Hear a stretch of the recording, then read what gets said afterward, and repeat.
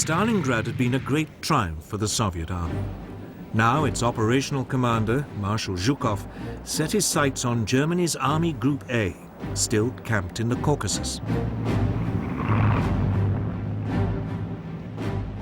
Soviet troops thrust their way towards the mountains, and by early December 1942 were within 120 miles of Rostov. There was a real possibility all the German forces in the south would be cut off. With little choice, Hitler reluctantly gave Army Group A permission to fall back.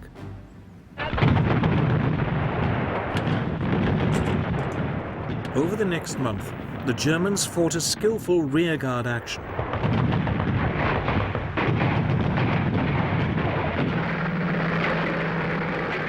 Hundreds of thousands of troops withdrew. Then, on January the 12th, 1943, Zhukov launched an all-out assault.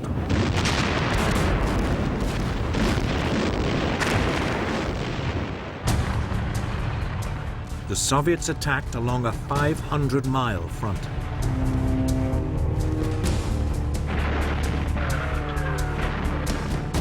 Outnumbered 7-1, von Manstein, the overall commander of German forces in the region, fought a brilliant mobile retreat.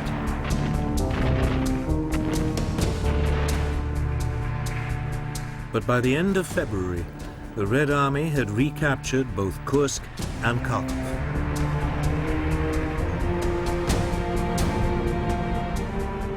This Russian winter offensive had struck a crippling blow to German power. Over a matter of months, it had lost 1 million men and vast numbers of tanks and guns.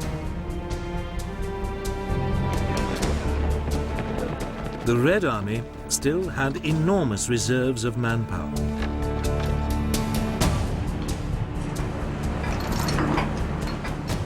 It was also benefiting from a huge increase in weapons production and aid from the United States and Britain. The Germans also no longer had the technological upper hand. The T-34 tank was more than a match for the Panzer Mark IV.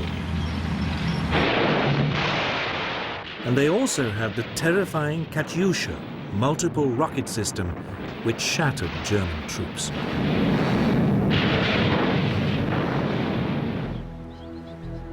Yet Hitler refused to give up hope.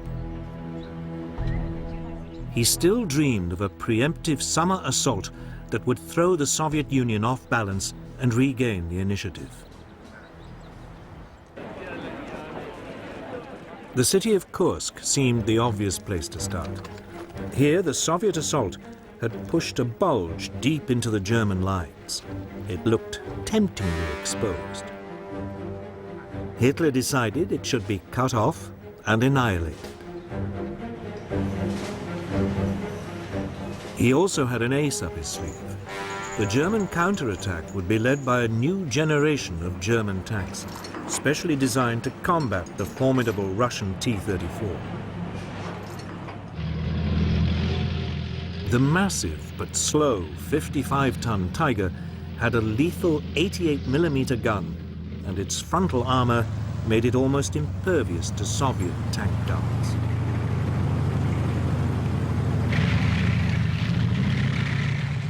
And then there was the faster 43-ton Panther with a new 75mm gun, also capable of knocking out the T-34.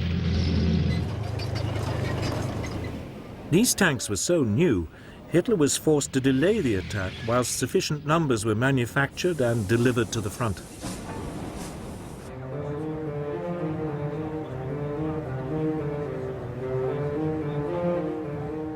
But even as the German forces began to assemble, the Soviet commander, Marshal Zhukov, guessed what was about to happen.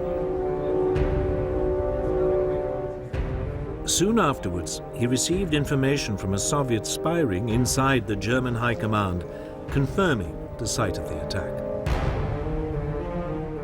Zhukov ordered the construction of a series of defensive lines with anti-tank ditches, minefields, and deep belts of barbed wire. He also massively built up Soviet forces in the area, pulling in troops and tanks from less vulnerable parts of the front.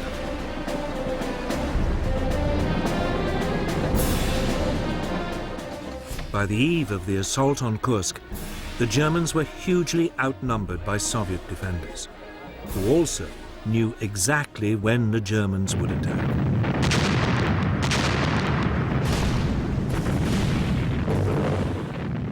On July the 5th, 1943, just as the German troops prepared to assault, they were hit by a huge Soviet artillery bombardment.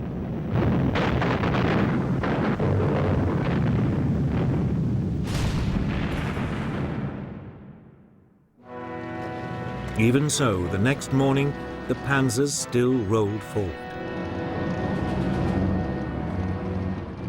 But this time, they were up against a well-entrenched enemy. There was no realistic chance of a lightning blitzkrieg breakthrough.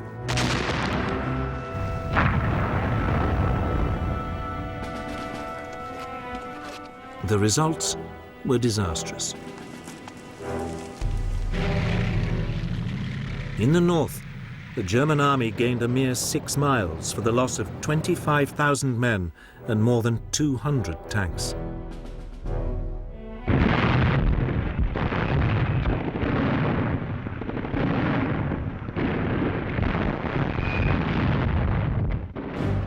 In the south, the Germans fared a little better.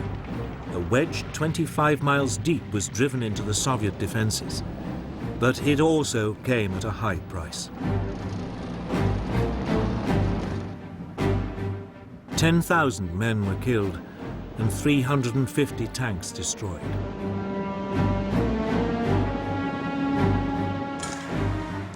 But for a brief moment, it looked as if a German breakthrough might be possible.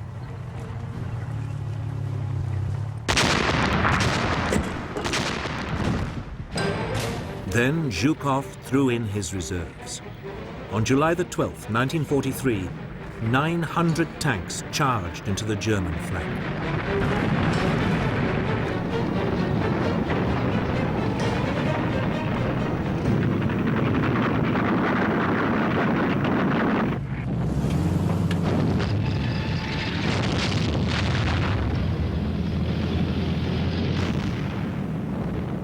Almost 2,000 tanks now engaged in what was the largest armored battle of World War II.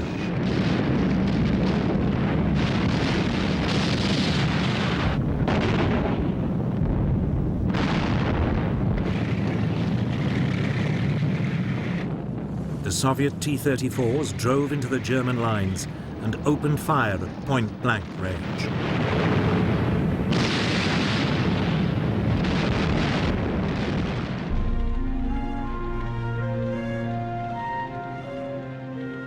After a single day of brutal combat, the Germans had lost a further 350 tanks and were retreating.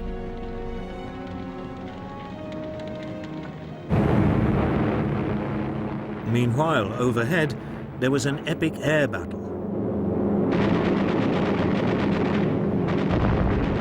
Eventually, the Soviet Air Force established supremacy over the Luftwaffe.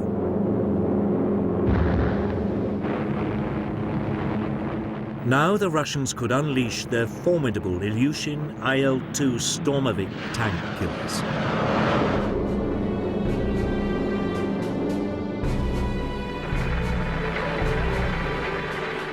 By July the 23rd, the Germans had lost any ground they had gained, and with it, the cream of their army.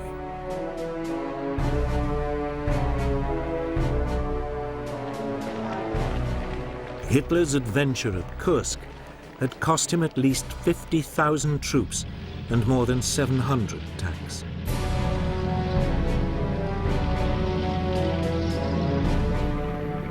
Never again would the Germans launch a major offensive on the Eastern Front.